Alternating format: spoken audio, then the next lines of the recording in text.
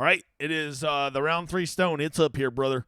Just gonna go over it with you real quick. As far as the weather goes, just to walk you through, I do like guys going early. I think the course is going to be a little bit more gettable in the morning, whether they water the course or not. I've yet to see anything. If they are, if I do see anything, it'll be shared in the tweets, and I'll at everybody on the Discord if I see something. Okay, probably won't have any word on that until the morning, but I am definitely going to be playing some guys that go out earlier because we saw this morning this course is gettable when it's soft out there, right? They were getting after it this morning. So I'll be doing that. I'll also probably have a rule. I think I'm going to have about 4 guys that are up in that top echelon. Go watch Showdown, Hoedown if you don't know what I'm talking about. Of those top 7, I'll probably have 4 of them, and I'll probably have a rule that I want at least 2 of them in every lineup, right? I think you definitely, for your roster construction, you do need some guys up top. Some of those guys are going to play well tomorrow. And it's nice to have the winner. I don't think it's required, but it's certainly nice. So I think you really want to be aware of when you're making your player pool. Think of where you're selecting guys, where they're at in the actual tournament. Not what their salary is. I mean, that is a factor, but also where they're at in the tournament, right? You're going to want to have a pool of players in that middle part. You're going to want to have a pool of guys that are in that, T13 down to T38 range. And then maybe you want to play some crazy punts that are T50, T54, something like that, right? So I think you just want to be aware when you're making your lineups, all right? By the way, there's major thunder going on out there. Yeah,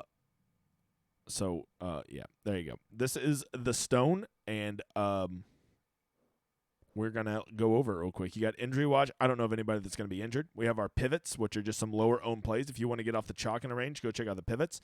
The higher leverage guys are guys that are showing up in the optimizer more than they are going to be owned, right?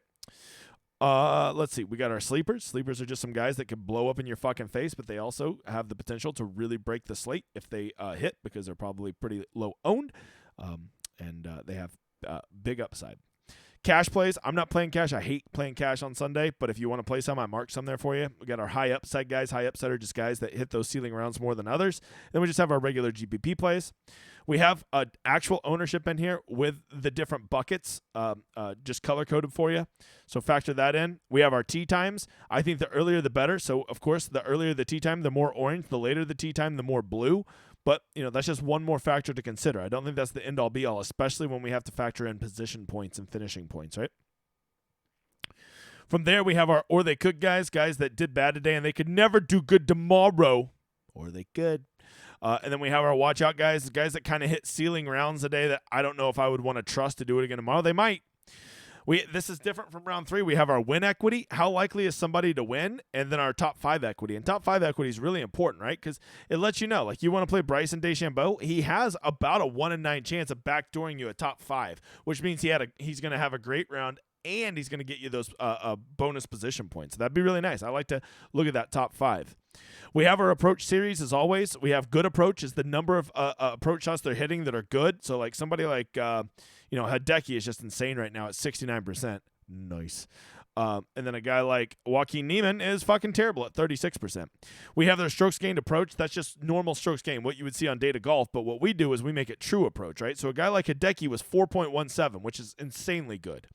But even his true approach is still a 2.56. That's after you take out his crazy, amazing shots. He still picked up 2.5 strokes. So the delta is just the difference in these two numbers, right? So even when you take away his 95 percentile shots, he still had a nuts type round on approach. And approach is the thing most correlated to a round-to-round success.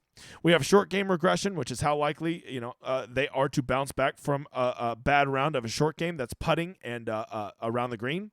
Bad round regression is how likely they are to bounce back from a bad round. A guy like Scotty Scheffler is not likely to bounce back from a bad round because he didn't have a bad round, right?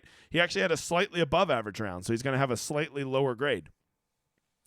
And then we just have historical round 4 grades. Who's good at round 4 historically? These are my rough draft projections, okay? This is what my computer spit out. Now I need to go tweak them and make them finalized.